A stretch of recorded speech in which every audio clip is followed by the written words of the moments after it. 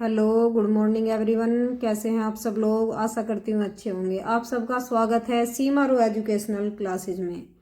आज हम आपके सामने लेकर आए हैं डॉक्टर धर्मवीर भारती का लिखित रूप, यानी इसके क्वेश्चन आंसर कैसे करने हैं अपनी नोटबुक में, और रेखांकित अंशों की व्याख्या और तथ्यपरक प्रश्न। तो सबसे पहले हमें करनी है यहाँ से ये दूसरे नंबर वाली, ठीक है, ये करेंगे हम। पर उस एक क्षण के हिम दर्शन ने, इसे लिखने का तरीका आप सब जानते हैं। ये इसके यहाँ पे क्वेश्चन दिए गए हैं, तो हमें ये वाली दूसरी और तीसरी व्याख्या करके आपको दिखानी है कि कैसे करनी है, ठीक है। ये इनके क्वेश्चन दिए गए हैं नीचे, आप देखते हैं कि कॉपी में कैसे लिखी जाएंगे। अध्याय 60 ठेले पर हिमालय, लेखक धर्मवीर भारती। आप सब जानते हैं, पाठ डाल लेंगे, फिर ये क्वेश्चन डालेंगे यहाँ पे, और फिर डालेंगे गद्यांश व्याख्या नंबर 1, यानी पहले गद्यांश के क्वेश्चन देखेंगे। डालने का तरीका यही है। पहला, पर उस एक क्षण के हिम तरह धड़क रहा था। ये शॉर्ट करके हमने लिख दिया है कि इस पूरे गद्यांश का हमें क्वेश्चनों के आंसर देने हैं, ठीक है। तो सबसे पहला है रेखांकित गद्यांश के पाठ और लेखक का नाम लिखिए। तो ये गद्यांश के पाठ का नाम ठेले पर हिमालय, गद्यांश के लेखक का नाम धर्मवीर भारती है। रेखांकित या प्रस्तुत अंश की व्याख्या कीजिए। दोनों तरीके से क्वेश्चन लिखा हुआ आ सकता है, तो आपको इसी तरीके से करना है। फिर देख लेंगे व्याख्या।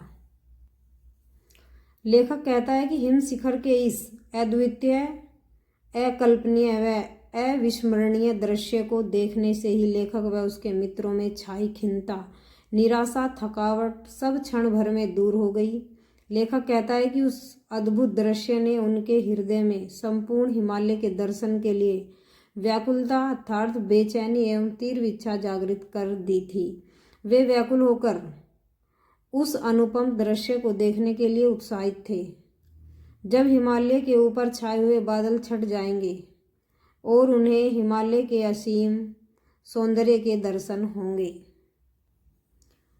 लेखक हिमालय के सौंदर्य की तुलना अत्यंत रूपवती युवती से करता है, जो अपने असीम सौंदर्य को अपने आंचल में छिपाकर बैठी हो, और उसके घूंघट के हटने से उसके छिपे हुए सौंदर्य के दर्शन पाकर सभी स्वयं को धन्य समझते हैं। उसी प्रकार बादलों के हटने से प्राप्त होने वाले हिमालय के अवलोकनीय दृश्य के लिए सभी उत्साहित थे। लेखक कहता है कि इस अविस्मरणीय दृश्य की कल्पना मात्र से ही उसका हृदय अत्यधिक तीव्रता से धड़क रहा था। यह आपकी पहली व्याख्या का, रेखांकित अंश की व्याख्या का पूरा हो जाता है क्वेश्चन, ठीक है। अब नेक्स्ट वाला क्वेश्चन देखेंगे। नेक्स्ट क्वेश्चन है, सबका मन आकुल क्यों हो उठा। इसका आंसर देखेंगे। सबका मन आकुल इसलिए हो उठा क्योंकि हिम शिखर के अद्भुत दृश्य ने उनके हृदय में संपूर्ण हिमालय दर्शन की व्याकुलता जगा दी थी या जागृत कर दी थी। नेक्स्ट वाला देख लेंगे। बादलों से ढकी हिमालय की सुंदरता की तुलना किससे की गई है। बादलों से ढकी हिमालय की सुंदरता की तुलना अत्यंत रूपवती युवती से की गई है। नेक्स्ट क्वेश्चन देखेंगे। लेखक का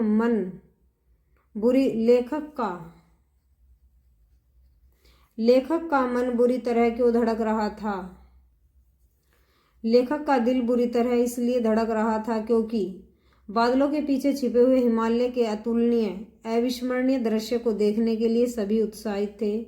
उस दृश्य की कल्पना मात्र से ही लेखक का हृदय अत्यधिक तीव्रता से धड़क रहा था, ठीक है। ये आपका जो क्वेश्चन थे जितने भी 4-5 इसमें ये पूरे हो चुके हैं। अब हम देखेंगे दूसरा गद्यांश। दूसरा गद्यांश से हमारे मन में उस समय क्या भावनाएं उठ रही थी। इसे उतारने का तरीका यही है, पहले हम यहाँ का उतार लेंगे फिर लास्ट का उतार लेंगे, क्योंकि हमें इस पूरे के इन क्वेश्चनों को पढ़कर इनके आंसर देने हैं, ठीक है। ये डाल दिया है गद्यांश नंबर 2, हमारे मन में उस। बुक में पूरा दिखाया है, ये वही वाला गद्यांश। से उतारने का तरीका ये रहेगा। ये दोनों तरह का है, एक बार पूरा और एक बार जो रेखांकित अंश है वो वाला। मैंने दोनों तरह का उतार दिया है, वहाँ पे किसी भी तरह का आ सकता है एग्जाम में, तो आपको पता होना चाहिए, ठीक है। पहले का क्वेश्चन देख लें। गद्यांश के पाठ और लेखक का नाम लिखिए। गद्यांश के पाठ का नाम ठेले पर हिमालय, गद्यांश के लेखक का नाम धर्मवीर भारती। दूसरा क्वेश्चन है, रेखांकित अंश की व्याख्या कीजिए। रेखांकित अंश की व्याख्या। लेखक कहता है कि उसे अब ज्ञान हुआ है कि क्यों ऋषि मुनि शारीरिक, मानसिक और भौतिक दुखों को ताप की संज्ञा देते थे और क्यों उसे नष्ट करने के लिए हिमालय की गोद में जाकर तप करते थे, अर्थात तपस्या करते थे। स्पष्ट था कि वे हिमालय की शीतलता का अनुभव कर चुके थे, इसीलिए वे तन मन की शांति और शीतलता की प्राप्ति हेतु हिमालय पर तपस्या करने आते थे। ठीक है, ये पूरा हो गया यहाँ पे रेखांकित अंश की व्याख्या। नेक्स्ट क्वेश्चन, नेक्स्ट है, लेखक ने खरोंच और पीर किसे कहा है? लेखक स्वयं को हिमालय के सौंदर्य व शीतलता की अनुभूति को अभिव्यक्त करने में असमर्थ पा रहा था। उसी असमर्थता को लेखक ने खरोंच या पीर कहा है। नेक्स्ट क्वेश्चन है, लेखक को कौन सा धुंधला सा संवेदन था?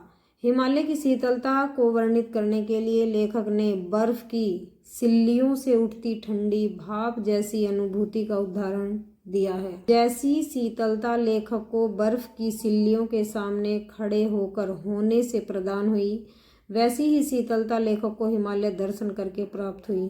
यही वह संवेदन है जो लेखक को धुंधला सा याद रहा। ये मैंने करके दिखा दिया है। आई होप आपकी समझ में आ चुका होगा। ये आपका लेसन पूरा हो चुका है। Thanks for watching. वीडियो अच्छी लगे तो लाइक करना, शेयर करना, चैनल पर नए हो तो चैनल को सब्सक्राइब अवश्य करना ताकि वीडियो का हर नोटिफिकेशन आपको मिलता रहे। Thank you so much.